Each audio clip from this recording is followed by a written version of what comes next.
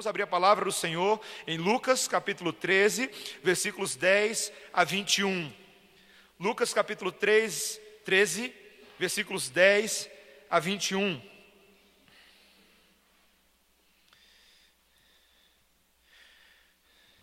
Um texto constituído de uma narrativa e duas parábolas que são relativamente conhecidas do povo de Deus, mas fica o alerta, para que nós não achemos que já sabemos tudo o que pode haver na palavra de Deus e possamos encarar a palavra de Deus com a perspectiva nova e sempre enriquecida que Ele nos traz cada vez que nos aproximamos dela com fé. Esse é o texto sagrado para nós nessa noite. Ora, ensinava Jesus no sábado numa das sinagogas. E veio ali uma mulher possessa de um espírito de enfermidade, havia já 18 anos. Andava ela encurvada, sem de modo algum poder endireitar-se. Vendo-a Jesus, chamou-a e disse-lhe: mulher, estás livre da tua enfermidade. E impondo-lhe as mãos, ela imediatamente se endireitou e dava glória a Deus. O chefe da sinagoga, indignado de ver que Jesus curava no sábado, disse à multidão: 6 dias há em que se deve trabalhar. Vinde, pois, nesses dias para serdes curados, e não no sábado. Disse-lhe, porém, o Senhor: hipócritas, cada um de vós não despende da manjedoura no sábado o seu boi ou o seu jumento para levá-lo a beber? Por que motivo não se devia livrar deste cativeiro em dia de sábado esta filha de Abraão, a quem Satanás trazia presa há 18 anos? Tendo ele dito essas palavras, todos os seus adversários se envergonharam. Entretanto, o povo se alegrava por todos os gloriosos feitos que Jesus realizava. E dizia: aqui é semelhante o reino de Deus, e aqui o compararei. É semelhante a um grão de mostarda que um homem plantou na sua horta, e cresceu e fez-se árvore, e as aves do céu aninharam-se nos seus ramos. Disse mais: a que compararei o reino de Deus? É semelhante ao fermento que uma mulher tomou e escondeu em 3 medidas de farinha, até ficar tudo levedado. Essa é a palavra do Senhor. Vamos orar, irmãos. Senhor amado, mais uma vez, Senhor, estamos com a Tua revelação diante de nós. Acabamos de lê-la e agora precisamos interpretá-la, compreendê-la e aplicá-la, Senhor. Não é fácil essa tarefa. Nós somos limitados, Senhor. Nem sempre temos a mente de Cristo aperfeiçoada para compreender os Teus mistérios divinos, mas nós nos gloriamos em Ti, Senhor, pela Tua presença no meio do Teu povo, o Espírito Santo que é o intérprete dos mistérios divinos, e rogamos que nessa hora seja o Espírito Santo de Deus que nos ilumine o coração, que quebre os grilhões que impedem a compreensão e a assimilação das Tuas doutrinas sagradas. Queremos ouvir a Tua voz em nome de Jesus, amém. Meus irmãos, hoje é o meu primeiro dia dos pais. Se eu pudesse bater palmas para mim mesmo, eu faria isso agora. Eu trouxe essa gravata amarela com preta que eu comprei em homenagem à minha filha. Verdade. Débora, minha esposa, significa abelha. Melissa também significa abelha, mel de abelha. Então tá aí, olha, gravata da abelha. Eu tinha que fazer a ilustração inicial hoje sobre a minha filha, ou especialmente sobre o fato de como eu estou há 4 semanas, desde que ela nasceu, imergido ou completamente afundado em reflexão teológica sobre tudo o que está acontecendo. E é muita reflexão teológica. São muitos mistérios desse momento, queridos, desse surgimento da vida, que me deixam absolutamente pasmo quanto a esse poder criativo de Deus, esse mistério da formação da vida. Talvez o principal mistério para mim nesse momento é quanto ao crescimento do bebê durante a gestação. Meus irmãos, até agora eu não sei explicar como em novembro do ano passado, quando eu e Débora fomos fazer a ecografia, minha filha Melissa não passava de um pontinho na tela da doutora. Ela era aquilo para nós. Já era uma vida plena, mas ela era muito pequenininha. E agora, queridos, 9 meses depois e 4 semanas ela está lá, toda nascida, grandona, com seus olhinhos, suas orelhinhas formadas, seus pezinhos minúsculos, suas mãozinhas, seus milhões de caretas, que ela faz careta o tempo inteiro, desesperada pelo peito da mãe, como eu falei hoje de manhã no sermão. E meus irmãos, ela está trabalhando pesado naquelas fraldas. Queridos, eu não quero mentir para vocês, mas o melhor adjetivo para descrever a minha filha nesse momento é que ela é fraudulenta.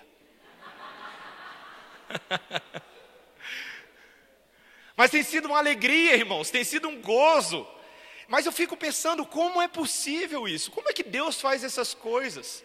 Esse processo de multiplicação celular dentro do ventre da minha esposa, uma célula que se divide em duas nesse processo de mitose, e depois se divide em mais duas, virando 4, num processo de meiose. E cada vez que isso vai acontecendo, toda a complexa e elaborada informação genética a respeito da minha filha vai sendo carregada, tudo aquilo a respeito dela. E tudo isso acontece de forma invisível durante 9 meses. Eu não fiz absolutamente nada para isso acontecer, meus irmãos, só o início. O resto foi Deus purinho.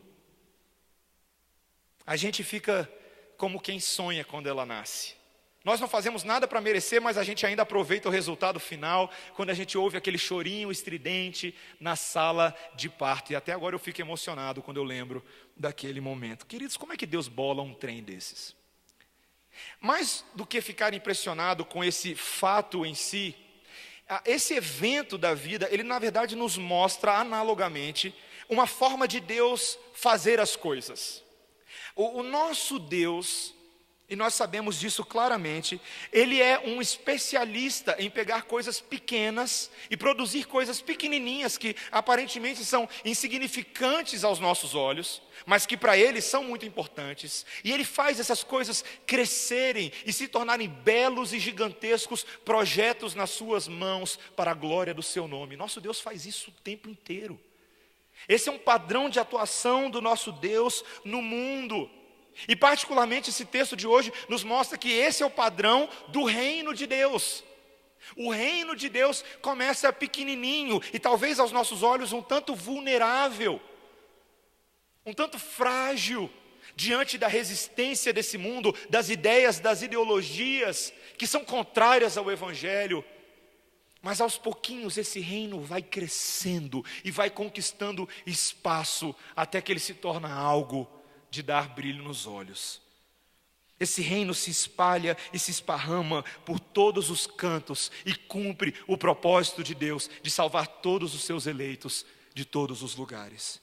Queridos, nós vamos ver nesse texto de hoje 3 características sobre a forma como esse reino cresce, esse avanço das boas novas de salvação com relação ao homem caído. E nós veremos isso de fato em 3 partes. A primeira coisa que eu quero ver com os irmãos é esse evangelho do reino que liberta o homem dos seus cativeiros. Depois nós vamos ver o evangelho do reino que progride por todo o mundo. E em último lugar nós vamos ver o evangelho do reino que irrompe no coração do homem. Vejamos primeiro esse evangelho que conquista a libertação dos cativeiros.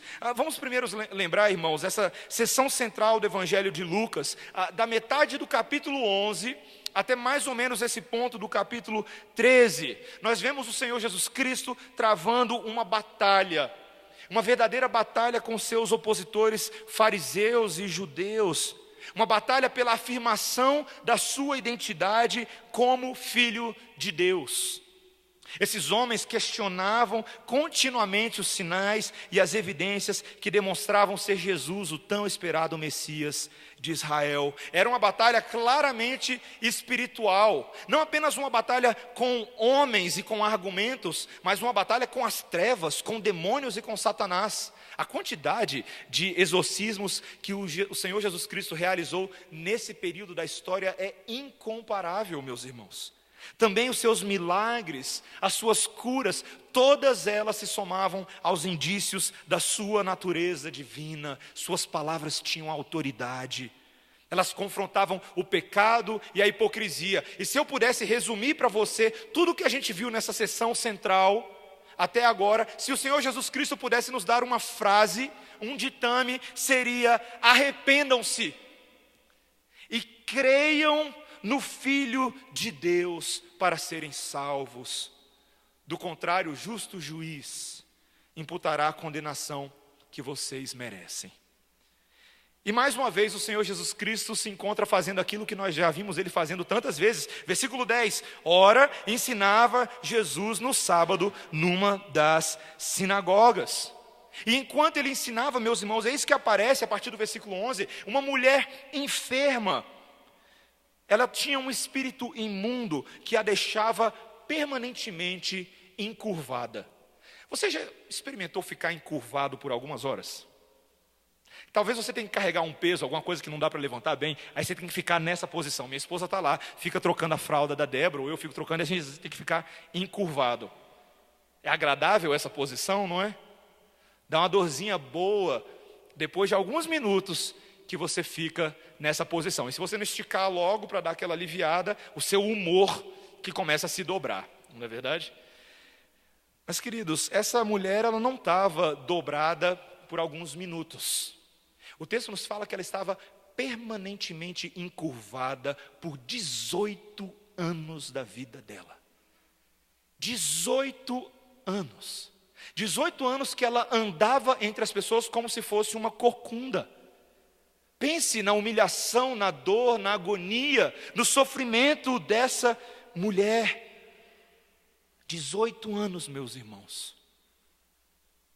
Mas nós vemos aqui o Senhor Jesus Cristo fazendo algo no qual Ele também é especialista. E nós já vimos várias vezes. Ele se compadece dessa mulher. E aparentemente Ele toma a iniciativa. O texto não nos diz que ela pediu para ser curada. Ela simplesmente entrou na sinagoga. Nós não sabemos se ela pediu, mas parece que o Senhor Jesus Cristo toma a iniciativa, chama essa mulher à frente e declara: mulher, estás livre da tua enfermidade. Uau! Meus irmãos, essa era uma mulher conhecida da comunidade, andava há 18 anos ali, corcunda, mas o Senhor a cura sobrenaturalmente. Talvez eu e você, por já termos lido tantos milagres a respeito de Jesus, a gente meio que já se acostumou com esse negócio, não é verdade?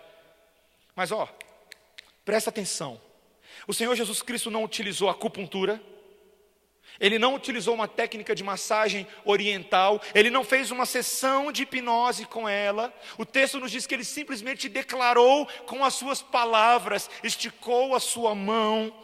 E meus irmãos, essa mulher ficou imediatamente curada. 18 anos de enfermidade e ela ficou imediatamente curada.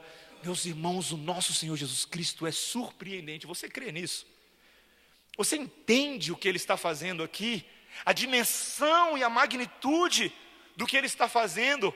Essa mulher agora se ergueu pela primeira vez e com um olhar agora altivo, olhando para frente, o texto nos diz que ela dá glória a Deus. Glória a Deus. Ela se alegra, meus irmãos. Queridos, quando o Senhor Jesus Cristo age, a glória é de Deus. Ele é o Deus Todo-Poderoso no meio do seu povo para cumprir as palavras que o próprio Deus disse por meio de Isaías. Quando lá no capítulo 61, versículos 1 a 4, ele disse que o Espírito do Senhor estaria sobre o Messias para pregar as boas novas aos quebrantados, para curar os enfermos, para proclamar libertação aos cativos, para pôr em liberdade os algemados e para consolar todos os que choram. Esses sinais, eles atestam claramente que Jesus é o Filho de Deus. Você crê nisso hoje à noite? Ele é o Filho de Deus. É dele que nós estamos lendo. Mas sempre tem alguém que não gosta, não é verdade? Sempre tem alguém que não gosta. Nas histórias de Jesus é sempre assim. E o texto nos diz que o chefe da sinagoga, e a expressão que aparece aqui no texto, veja, ele ficou indignado no verso 14. Indignado, e essa é uma boa tradução, de fato, é indignado no grego. Porque Jesus estava realizando aquela cura, em que dia da semana mesmo? Sábado. Sábado. O sábado cerimonial dos judeus. E esse líder, então, ele se vira agora não para Jesus, mas para a multidão, e ele passa a citar a lei. a lei de Moisés, das tábuas que lhe foram entregues, contendo o 4º mandamento que dizia: 6 dias há em que se deve trabalhar. E ele fala para esse povo: vinde, pois, nesses dias, para serdes curados, e não no sábado. Já parou para pensar num negócio desse? Esse homem está falando, a sua acusação implicava que Jesus havia feito um trabalho não autorizado no dia separado por Deus. E na cabeça dele, aquele dia estava fechado para curas. Ele vira para essa multidão e basicamente diz: ó, todo mundo aí que está aflito por Satanás, todo mundo aí que está aflito por Satanás, voltem amanhã, horário comercial, segunda a sexta. Meus irmãos, esse líder judeu enxergava o mundo pelo prisma da lei.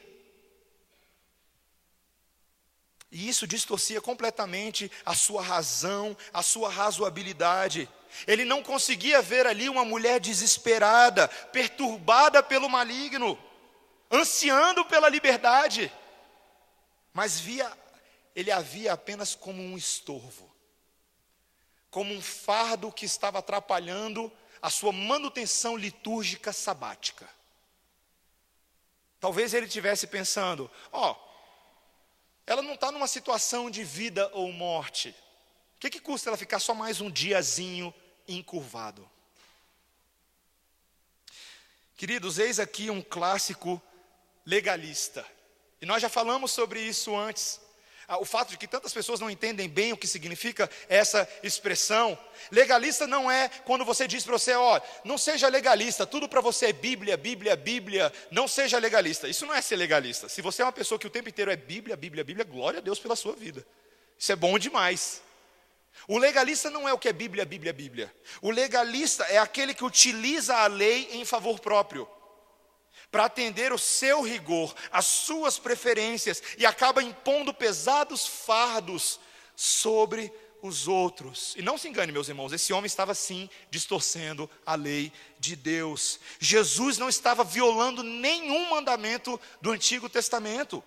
Na verdade, foram as tradições judaicas posteriores que adicionaram muitas outras proibições e tradições dos homens. A palavra de Deus nunca havia dito que ninguém poderia ser curado num domingo. E por isso o Senhor Jesus, mais uma vez, chama esse homem e os seus ouvintes de hipócritas. Hipócritas. E reverteu a acusação contra ele. Olha o que o Senhor Jesus Cristo fala. Ele, em outras palavras, ele diz: no sábado, qualquer um de vocês vai à estrebaria e desamarra o seu boi ou o seu jumento, para que ele possa beber água. Quando é o bichinho de vocês, quando é o cachorrinho de vocês, vocês levam no veterinário. Quando é o passarinho de vocês, vocês curam a patinha dele. Mas agora está aqui diante de vocês uma mulher que o Senhor chama ela de descendente de Abraão, alguém que faz parte do povo da aliança. Mas essa mulher estava cativa a Satanás por 18 anos da vida dela. E por que ela não poderia ser liberta desse cativeiro demoníaco naquele dia? Queridos, o perigo do legalismo religioso, e isso é para nós agora, é porque ele nos torna cegos e insensíveis à dor do outro, ao sofrimento alheio. Esse homem claramente não entendia a lei de Deus. Claramente ele não entendia o propósito do dia do Senhor. E eu quero que os irmãos entendam isso. Sim, o dia do Senhor é dedicado ao Senhor, à adoração do nome dEle, ao culto dEle, mas é dedicado a todas as coisas que são importantes para o Senhor. E pessoas são importantes para o Senhor. Pessoas são importantes para o Senhor, porque Ele veio a este mundo para salvar não os animais, mas as pessoas. Mas esse homem não entendia isso, e queridos, nós precisamos entender isso hoje à noite. A nossa confissão de fé, o nosso catecismo maior de Westminster, reconhece essa dimensão do domingo, do dia do Senhor, quando na pergunta 117 do catecismo maior, A pergunta que é feita com relação ao quarto mandamento é: como deve ser santificado o dia do Senhor? E a resposta é muito boa, ela diz assim, preste atenção. Ele deve ser santificado, sim, por meio de um santo descanso, nos exercícios públicos e particulares do culto de Deus, mas entre outras coisas, ao nos empregar em obras de necessidade e misericórdia. Obras de necessidade e misericórdia. Se o Senhor Jesus Cristo fez isso no sábado, ou hoje no domingo, após a ressurreição, nós devemos fazer também. E meus irmãos, permitam-me dizer, talvez o domingo seja uma das melhores oportunidades para se fazer isso. Deixa eu te perguntar, como é que você aproveita o seu domingo? Se eu te perguntasse aqui, me dá uma ideia do cronograma do seu domingo. O que você faz nesse dia? Talvez você pense assim, dia do descanso. Não vou para a igreja, começou bem, né? Não vou para a igreja, vou acordar mais tarde, esticar as minhas pernas, afinal de contas, essa semana foi muito pesada, o cursinho foi muito pesado. Quem sabe vou jogar um videogame, um PlayStation. Quem sabe eu vou assistir o Flamengo às 4h. Está feia a coisa para o lado do Flamengo, viu, meus irmãos? Não vale a pena. Talvez eu vou aproveitar essa linda manhã de domingo para dar uma passeada no Eixão, me preparar para a maratona que sempre acontece no domingo de manhã, na hora do culto. Meus irmãos, como que nós aproveitamos o dia do descanso? Talvez eu e você temos um mecanismo errado linguístico na nossa cabeça, que pensa que esse descanso é apenas um descanso do corpo. E nós reduzimos esse dia a apenas descansar o corpo, mas esse não é o conceito bíblico do descanso. O descanso, na verdade, significa tudo aquilo que aponta para o descanso eterno, todas as atividades, esperanças e promessas que estão ligadas ao reino de Deus, a efetivação desse reino no futuro. Queridos, o descanso, na verdade, é dia ativo de adoração. Dia ativo de serviço a Deus. E uma das maneiras de se fazer isso é nos dedicando a obras de misericórdia. Então, será que você já experimentou nesse dia, quem sabe, se engajar em algum tipo de trabalho de evangelização? Será que você já se considerou juntar-se a alguns irmãos da igreja para irem ali na praça central da sua quadra e quem sabe anunciar o evangelho aos domingueiros de plantão? Você já experimentou evangelizar a moça do caixa quando você vai comer ali no Park Shopping? Depois do culto? Quando você junta com o pessoal lá no Lobodog, será que a Socorro já ouviu o evangelho pela sua boca? Eu estou falando aqui com vocês, frequentadores do Lobodog. São muitos nessa igreja, viu? Se você não conhece ainda, tem que ir lá. Será que você já pensou que domingo talvez seja um dos melhores dias da semana para você visitar algum irmão da igreja, que você sabe que está passando por uma enfermidade, que não pode estar com os irmãos, talvez ele está no hospital ou ele está na casa dele, e quem sabe levar uma palavra de conforto? Quem sabe cantar uns cânticos com ele, ou aprender aquele cântico, ensinar aquele cântico novo que você aprendeu no culto da manhã? Ler um salmo com ele, orar com ele.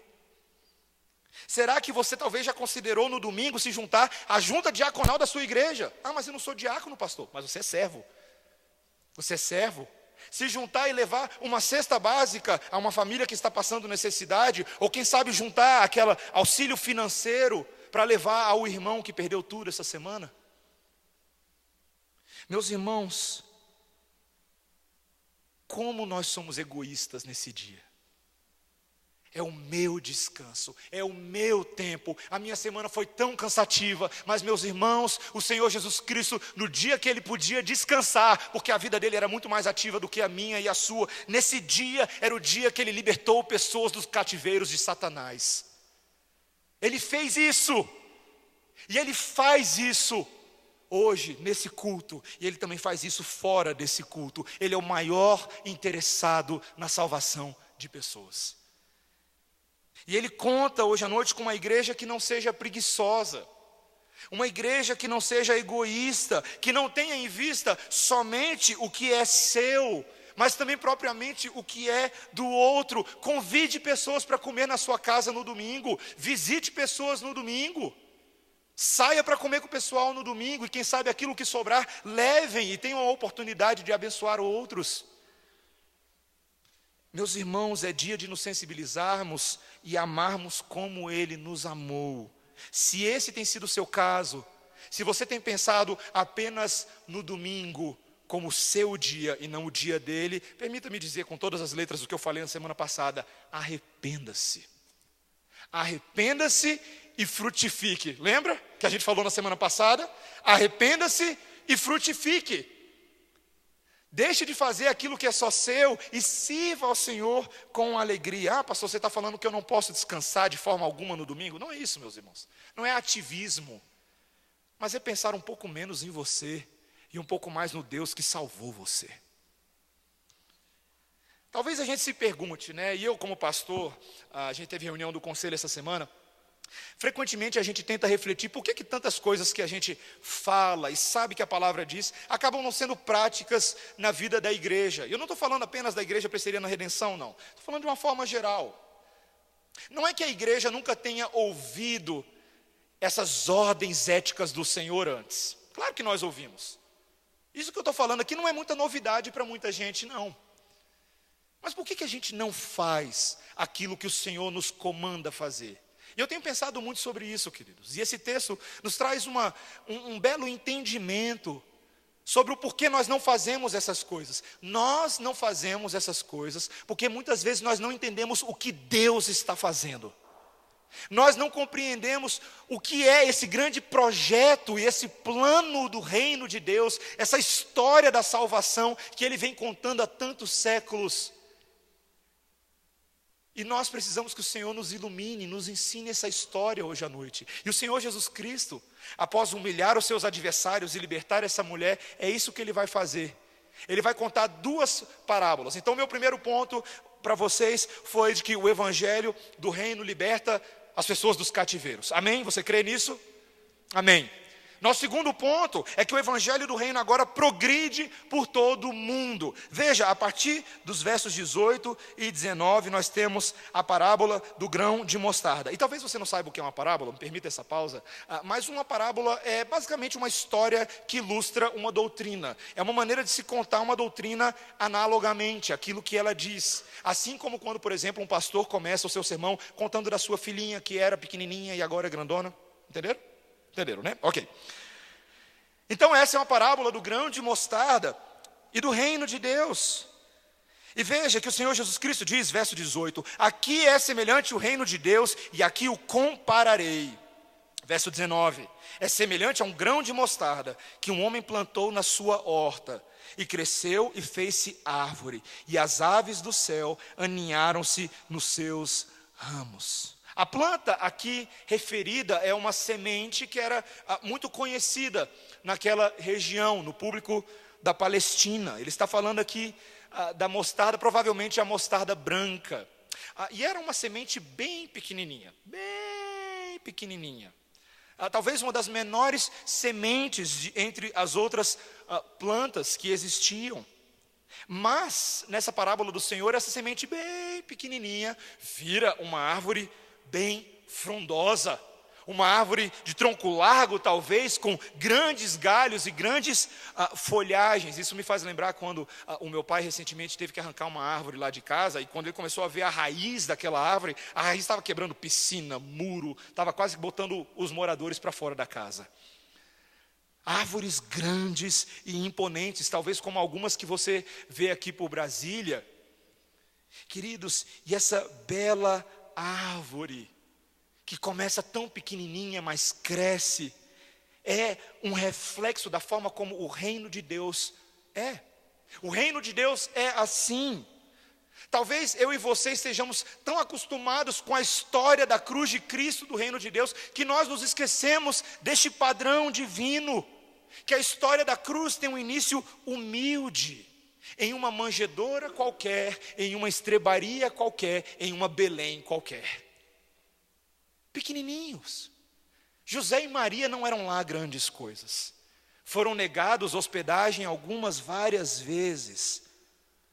Mas esse bebê pequeno, esse humilde carpinteiro da Galileia era especial. E ainda que a expectativa geral entre os ouvintes de Jesus era de que o Messias seria um governante poderoso, um líder poderoso que libertaria Israel do jugo dos romanos, Jesus foi muito mais devagar do que isso. Ele foi muito mais silencioso. 30 anos para o ministério dele começar. Dá para ter começado antes, não é verdade? 30 anos. É bastante tempo. E ele começa devagarzinho, com pequenos sinais, pequenos prodígios, palavras de poder, e aos poucos, e de uma maneira inexplicável, essa mensagem começa a se espalhar entre as massas, entre os camponeses, entre os pescadores, de tal forma que a liderança dos judeus fica se perguntando: que negócio é esse? Como é possível algo assim? E essa árvore frondosa vai se formando na Judeia, Samaria e até os confins da terra. Parábolas são muito interessantes. E tem um detalhe nessa parábola que eu acho que você nunca reparou. Eu acho que hoje à noite eu vou ensinar para a igreja uma coisa que a igreja nunca ouviu antes. Talvez. Será que eu vou conseguir? Eu queria mostrar um detalhe para vocês nessa parábola. Olha o que ele diz no versículo 19. Ele fala: as aves do céu aninharam-se nos seus ramos. As aves do céu aninharam-se nos seus ramos. Pode não parecer nada de especial. Afinal de contas, com uma planta bonitona dessa, até eu quero construir minha casa na árvore nela, não é verdade? Todo mundo quer sombra. Mas no livro do profeta Ezequiel, que nós lemos hoje, lá no capítulo 17, o Senhor Deus traz uma profecia a respeito da situação espiritual e da condenação de Israel. E ele conta uma outra parábola, a parábola da águia e da videira. Naquela parábola existe uma águia, que depois ele explica que é a Babilônia, que vem e arranca o topo do cedro, um cedro bonito, uma árvore que é Israel. Falando do exílio babilônico, o fato de que o rei da Babilônia subjugaria o rei de Israel e levaria o seu povo cativo para as habitações gentílicas. E aquilo de fato aconteceu. O povo de Israel, por causa do seu pecado, foi punido, porque não honraram a aliança que Deus fez com eles. Isso aconteceu de fato, meus irmãos. Mas o que é impressionante é que lá em Ezequiel 17, quase 600, 700 anos antes, nós temos o registro de esperança, de que Deus de alguma maneira colocaria um topo de cedro novo, e pegaria esse topo novo agora, gerado a partir dos ramos da antiga videira, e plantaria sobre o monte. E esses ramos, queridos, esses belos novos ramos, seriam superiores ao topo anterior.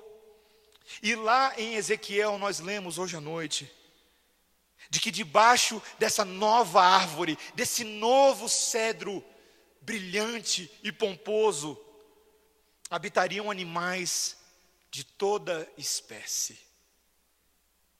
E à sombra dos seus ramos se aninhariam aves de todas as espécies. A mesma linguagem, a mesma estrutura gramatical de Ezequiel 17 e Lucas 13. A grande pergunta é: o que são essas aves? Quem são esses animais? E você precisa acompanhar o que começa a acontecer entre Ezequiel 17 e Lucas 13 para entender que esses animais são animais de longe, de outros apriscos, que Deus vai trazendo para baixo dessa árvore. Pessoas de todas as tribos, povos e nações, gentios de toda sorte, que Deus acolhe agora debaixo da sua sombra e água fresca. Queridos, esse é o projeto de Deus, um reino que cresce pequenininho, mas agora traz esse zoológico todo, para que esse zoológico conheça o Deus da árvore. Queridos, como o nosso jardineiro é precioso. Vocês lembram, o jardineiro é Jesus, vocês lembram, né? Eu tive a oportunidade de morar um tempo nos Estados Unidos, e no seminário eu achei que eu ia lá para o Mississippi, passar 4 anos e eu estaria num seminário de americanos, e eu cheguei lá tendo essa impressão. Mas qual foi a minha surpresa logo nos primeiros dias, quando eu conheci uma diversidade de pessoas de todos os cantos, de países que eu nunca tinha ouvido falar o nome.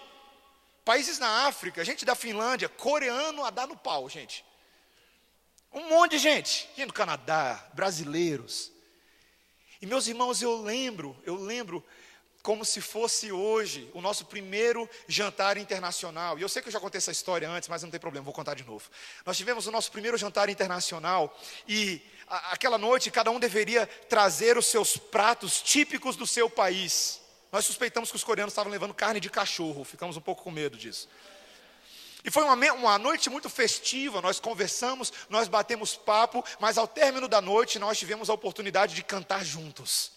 E nós queríamos escolher uma música cristã, que todas as pessoas cantassem nos seus países, nas suas línguas originais. E nós conseguimos descobrir um cântico pequenininho, antigo, talvez alguns aqui conheçam, que diz: Pai, eu te adoro, minha vida eu te entrego, como eu te amo. Jesus, eu te adoro, minha vida eu te entrego, como eu te amo. Espírito, eu te adoro, minha vida eu te entrego, como eu quero. E nós descobrimos que todo mundo conhecia essa música antiga. E meus irmãos, naquela noite, nós cantamos, cada um na sua língua, num total de 36 línguas diferentes, meus irmãos. E eu achei que eu estava no céu. Eu ouvi línguas que eu nunca tinha ouvido falar, as pessoas estavam falando em línguas, meus irmãos. Nós tínhamos uma amiga querida e esposa de um grande amigo meu da Irlanda, eles são da Irlanda, a Maeve. E eu achei que na Irlanda o povo só falasse inglês, mas ela falava gaélico. Você já assistiu Senhor dos Anéis antes? Já ouviu élfico antes? Parecia isso, ela parecia um elfo. E queridos, ela começou a harmonizar aquela canção na sua própria língua. E eu não estava entendendo o que ela estava falando, mas eu sabia o que ela estava falando, porque era a mesma canção. E queridos, aquilo tocou meu coração tão profundamente, meus irmãos. Porque eu estava vendo diante dos meus olhos o plano de Deus de arrastar para perto de si pessoas de todos os cantos para adorarem o mesmo Deus. Meus irmãos, o nosso Deus não é apenas Deus etnicamente dos judeus, mas Ele é Deus dos italianos, Deus dos chineses, Deus dos japoneses, Deus dos brasileiros e até Deus dos argentinos. Você sabia que tem argentino que vai para o céu? Eu sei que é difícil de acreditar, mas é verdade. Esse reino de Deus progride por todo o mundo. Uma sementinha pequenininha, confiado a um povo pequenininho e vulnerável, mas que rompe as barreiras da política, da economia, transcende os limites culturais e sociais. E nós veremos isso um dia, meus irmãos. Nós veremos isso um dia. Eu e você precisamos ter essa mente missiológica.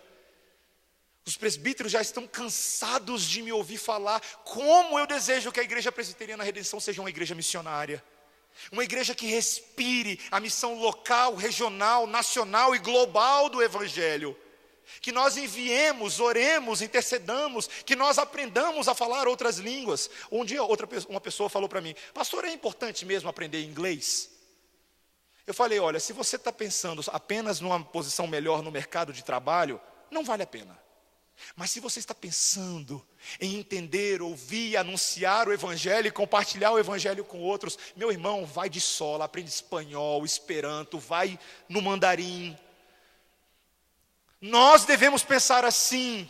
Nós não somos apenas a igreja local, nós somos a igreja global do Senhor.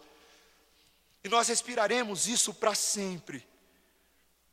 Meus irmãos, esse projeto de Deus é maravilhoso. É um projeto muito grande, mas também é um projeto dentro de nós. E esse é meu último ponto, porque o reino de Deus, o evangelho do reino também irrompe no coração dos homens. Os últimos 2 versículos, versículo 20, disse mais: aqui compararei o reino de Deus. É semelhante ao fermento que uma mulher tomou e escondeu em 3 medidas de farinha, até ficar tudo levedado. O Senhor Jesus Cristo apela para uma imagem da culinária. da cozinha. Ele fala agora de fermento e desse processo de levedação. Eu não sou muito expert nessas coisas não, meus irmãos. Eu confesso que eu nunca me aventurei a fazer um bolo na minha vida. E, portanto, eu nunca tive que lidar com as possíveis tragédias que advêm do manuseio inadequado do fermento. Eu deixo essa experiência para minha esposa. Eu deixo ela se lascar sozinha lá. Mas eu já tive a experiência de fazer o clássico vulcão para a feira de ciências. E para os ignorantes presentes entre nós, o objetivo é impressionar a sua audiência ao recriar uma erupção vulcânica, uma miniatura de vulcão feito numa maquete de argila, que o seu grupo gasta horas fazendo, para tentar parecer um vulcão de verdade. E o segredo está ali na quantidade agora exata de bicarbonato de sódio, que deve ser adicionada ao vinagre e ao gelo seco, para produzir o efeito especial de uma erupção vulcânica, e o efeito da lava escorrendo com aquele corante vermelho, e as pessoas ficarem, oh! Mas o bobão aqui exagerou na medida do bicarbonato de sódio. E, meus irmãos, o que aconteceu ali foi um verdadeiro Vesúvio. O Krakatoa entrou em plena erupção no meio do pátio da escola classe 111 Sul. Caos puro, irmãos. Cada integrante do grupo correndo para limpar a bagunça, como se as nossas próprias vidas estivessem em risco naquele inferno de Dante. Ou pelo menos a gente achava que as notas estavam em risco naquele momento, né? A fermentação realmente pode ter seu efeito negativo. Mas nesse caso, o Senhor Jesus Cristo faz uma coisa que Ele não faz muito. Ele está usando um exemplo aparentemente negativo para falar de algo extremamente positivo. Ele conta que essa dona de casa teve a impressionante sacada de esconder fermento em 3 medidas de farinha. Mulheres, quem faria algo desse tipo? Ninguém faria. De fato, a farinha ficou toda levedada. Mas, meus irmãos, essa analogia bíblica é fantástica, porque a palavra de Deus nos mostra esse processo em que Deus deposita dentro de nós algo bem pequenininho, algo invisível, escondido no calor do nosso coração, e um processo ali começa a acontecer. A massa começa a levedar. Meus irmãos, quando a palavra de Deus é depositada, ainda que pouca, dentro do coração do homem, ela tem uma capacidade poderosa, vulcânica, caótica na existência do homem. Da melhor maneira possível, ela pode salvá-lo, ela pode transformá-lo, ela pode mudá-lo. Meus irmãos, o que Deus está nos falando é que esse dono do reino, aquele que veio inaugurar o reino, o Senhor dos exércitos, é um conquistador de corações. Ele não se dá por vencido. Ele pega os seus inimigos, resistentes, hipócritas, legalistas, e Ele transforma essas pessoas em amigos, ao pregar a palavra a eles, depositar o evangelho e a semente. E aquele fermento cria um caos da salvação. Meus irmãos, a palavra de Deus é poderosa. Esse ano nós estamos comemorando o ano de 500 anos da Reforma. É uma grande celebração para nós que somos da Igreja Presbiteriana do Brasil e nós que conhecemos essa tradição reformada. Mas você sabe por quê, Bela? Não por causa da tradição apenas. A gente fica tentado a idolatrar homens como João Calvino, John Knox, Lutero e tantos outros. Mas, queridos, a beleza da Reforma é porque ela resgatou o fermento da cozinha, meus irmãos. Ela disse que a palavra de Deus é o solo fermento da sua vida, sola escritura. E quando ela é pregada, quando ela é lida, quando ela é aplicada, quando ela é abraçada, quando ela é amada, quando ela é anunciada, queridos, Deus faz um processo de transformação no coração. Um processo que tantas vezes eu e você não sabemos identificar como ele acontece, porque ele é invisível, mas ele vai mudando. E eu sei que vários de vocês que estão aqui nessa noite A cada semana que passa, a cada dia que passa, vocês estão experimentando uma transformação invisível dentro de vocês. Deus está levedando o coração de vocês. Ele fez isso comigo, meus irmãos. Ele fez isso comigo. Eu cresci na igreja, isso é uma bênção. Mas eu lembro quando eu tinha 16 anos de idade, quando um amigo meu virou para mim e falou: eu quero fazer um discipulado com você. Um amigo que hoje é pastor. E ele pegou e ele sentou comigo como amigo e começou a ler a palavra de Deus, explicar pequenas coisas. Como ele era amigo, eu não recebia como um pastor, recebia como alguém que se importava comigo apenas e tão somente. Ele começou a me explicar, e queridos, eu até hoje não sei explicar o que aconteceu, mas eu estou aqui diante dos irmãos agora. A palavra levedou demais no meu coração e continua fermentando, e haja fermento. Isso é maravilhoso, irmãos. Eu não fiz nada para merecer isso, nós não fizemos nada para merecer isso, mas Deus te trouxe para a cozinha do Evangelho, colocou o fermento na sua frente e está agora socando no seu coração, para que você se alegre nessa esperança, para que você ame o reino de Deus, para que você veja essa obra de transformação em você, e você diga a outros: existe fermento, existe levedo, existe esperança. Para que nós agora sejamos responsáveis por distribuir a semente da palavra de Deus, reconhecendo sim que existem terrenos inférteis, terrenos cheios de espinho, terrenos pedregosos, mas também existem terrenos eleitos da parte de Deus, que receberão o fermento e multiplicarão a 10, a 100 e a 1000. Você crê nisso? Você entende isso? Esse é o Evangelho que liberta o homem de cativeiros. É o Evangelho que tem poder sobre a obra de Satanás. É o Evangelho que progride por todo o mundo. É o Evangelho que irrompe no coração dos salvos. Meus irmãos, o Senhor ama começar com coisas pequenas. Ele é tão impressionante, meus irmãos, que Ele usa até a gente, até você, até euzinho. Meus irmãos, eu não vou fingir que eu sou outra pessoa. Os meus pais me conhecem, eles estão bem aqui. Minha esposa sabe o que eu prego. Ela chega em casa, ouve o sermão e faz: não é bem assim, não. Nós somos pequenos, nós somos falhos, mas Deus ama usar coisas pequenas para produzir coisas grandes. Ele não pede a você que seja um servo fiel sobre todas as coisas impossíveis e inalcançáveis, mas no pouco que Ele te confiou, ser fiel. O apóstolo Paulo, lembre-se do apóstolo Paulo, que se achava o grande bambambam, fariseu, zelote, perseguidor da igreja.